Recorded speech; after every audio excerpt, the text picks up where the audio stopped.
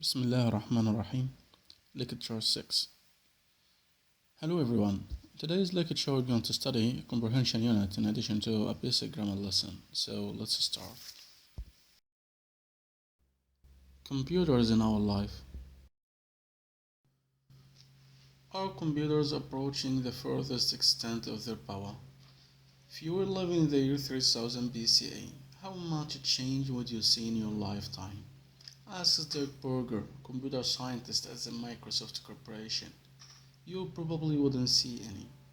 Change happened very slowly in ancient times. Furthest means extreme. Extent means scope. 3000 BCE. BCE before Common Era, before Christ. In the 1700s or 1800s, change was measured in decades. Berger continues, in the 20th century it was measured in somewhere between decades and years. Now we're seeing things change in years to months.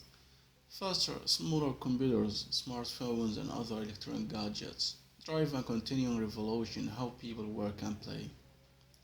Decade, a period of 10 years. Gadgets are appliances or small devices or tools. Will that spectacular rate of change keep going into the future? Not in the same way. Says Berger, as computer scientists continue to make the gates of electronic devices smaller and quicker, they began to push against some limits of what may be possible. Spectacular means very impressive. Gates are the inner essential parts. Lagging efficiency. Rapid change is still the norm for computer technology, but some rates of change are slowing. Scientists can pack more and more transistors onto chips, but computer chip efficiency is lagging. Efficiency is a measure of how something performs compared with how it might perform if its energy use were ideal. Lagging means deceleration. Norm is the normal standard. Pack means symbol. Every tiny transistor wastes a little energy on its own. That waste takes the form of heat created by the electric current flowing through the transistor. If you have touched a hot cellular phone or felt the warm air blown out of a computer's vent, you have sensed the wasted energy. Tiny transistor. Small electronic device that's used to control the flow of electricity in electronic equipment. The electric current. A flow of electric charge. Cellular phone. A portable, usually cordless telephone for use in a cellular system. To prevent that from happening, some parts of the newest computer chip must remain off while other parts are on. Researchers call the empowered parts dark silicon. Silicon is the material that most transistors are made of. When silicon is dark, chip isn't working as hard as it could, however. A chip. Revise the terms. Chip, a common term for very small silicon wafers upon which electronic circuits have been created for use in computers, used for microprocessors, electronic memory, and other internal computer electronic components. One innovation is multi-core processing. Many of today's computers already have it. Their computer chips are effectively several chips linked together. Future designs might link even more chips to keep speeding things up. Each chip will be specialized to perform a certain function needed. Innovation is the introduction of something new, a new idea, method, or device. Twilight of the PC. Patterson compares multi-core processing to having a car with many engines, each one designed for driving at a different speed or in a different road condition. Some parts remain off, while the only parts needed are on. It doesn't matter if silicon is dark or light, Patterson says. What matters is it can continue to deliver performance into the future. Twilight, a period of decline. Multi-core means consistent over involving multiple cores. Berger's predictions about dark silicon apply mostly to personal computers, PCs, at the Patterson, but consumers are increasingly turning away from PCs to smartphones and tablets for many of their computing needs. Those devices don't use the same kinds of chips PCs do. Smartphones and tablets have room to get faster, Patterson says. Patterson imagines a future in which people carry or even wear many small computers. Such devices might be slower than top-of-the-line PCs, but each one would have its own task, and the devices would communicate and work with one another in a network, almost like a multi-core processor. Researchers call that type of sharing cloud computing. It is such a fast-moving field, Patterson notes with optimism. When you start thinking about what's going to happen past 10 years, it's hard to worry. Cloud computing, the practice of storing regularly used computer data on multiple servers that can be accessed through the internet. Please answer the following questions. Please write down the answers. You have 30 seconds for every question. 1. What has happened as computer scientists have made the guts of electronic devices smaller and smaller?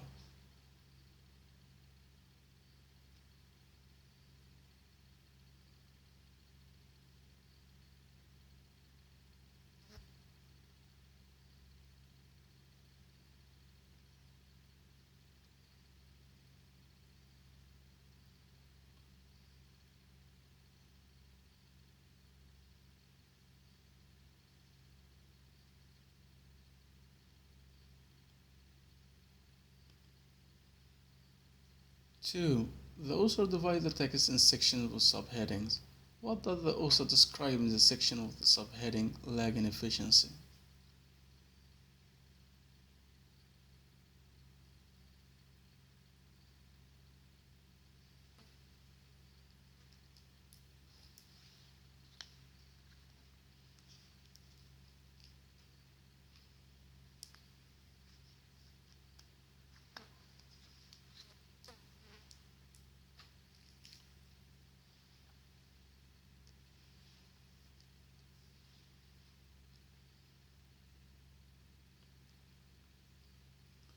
3.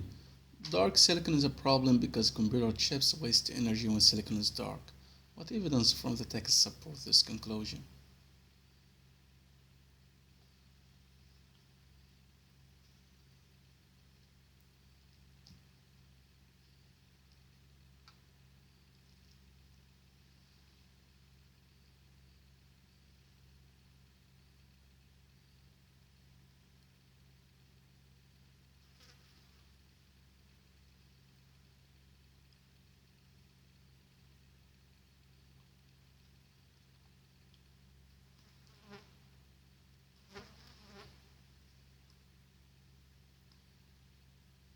4. Why is dark silicon currently necessary?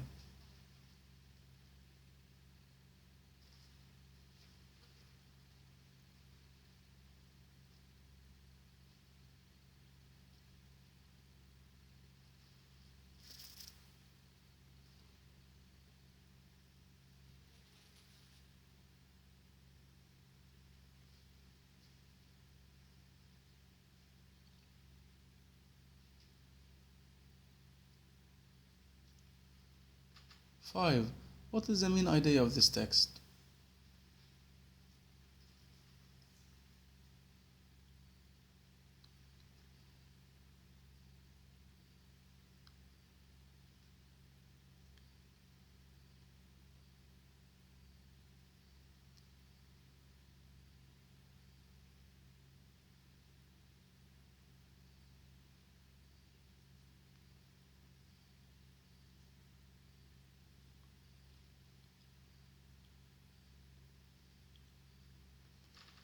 6. Read the sentence from the text. Are computers approaching the furthest extent of their power?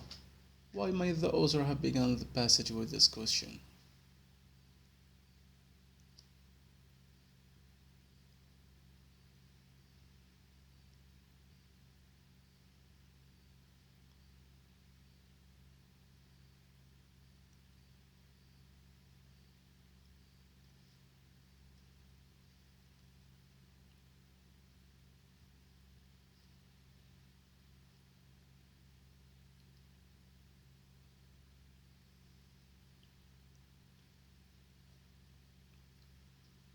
7. The pace of computer innovation will slow down in the coming decades. Argue for or against this statement using evidence from the text.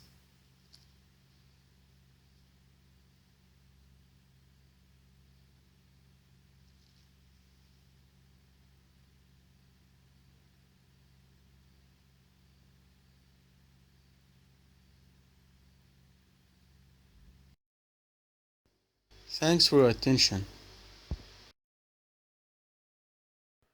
Welcome again, our dear students.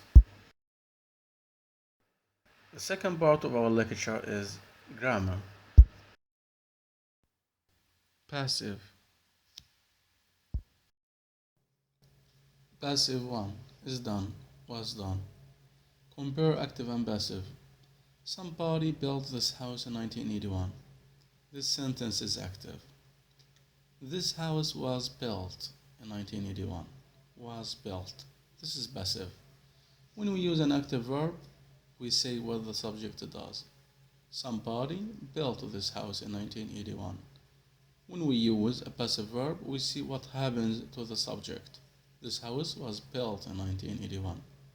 More examples. When we use an active verb, my grandfather was a builder. He built this house in 1981. We say what the subject does. He built.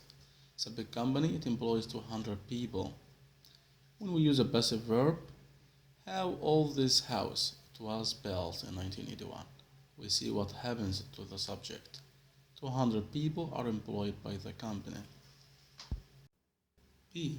When we use a passive, who or what causes the action is often unknown or unimportant. A lot of money was stolen in the robbery. Somebody stole it, but we don't know who. Is this room cleaned every day? Does somebody clean it? It's not important who. If you want to say who does or what causes the action, we use by. This house was built by my grandfather. 200 people are employed by the company. C. Compare active and passive, present simple and past simple. Present simple. Present simple and active. Somebody cleans this room every day. Present simple and passive, am is are plus past participle. This room is cleaned every day. I start with the object, this room. This room is singular, so I use is plus past participle, cleaned every day. This room is cleaned every day. More examples, many accidents are caused by careless driving. I'm not invited to parties very often. How is this word pronounced? Past simple, active. Somebody cleaned this room yesterday. Somebody cleaned this room yesterday. Past simple and passive, was or were plus past participle. This room was cleaned yesterday. This room was cleaned yesterday. More examples. We were woken up by a loud noise during the night. We're woken. Did you go to the party? No, I wasn't invited. How much money was stolen in the robbery? Exercises.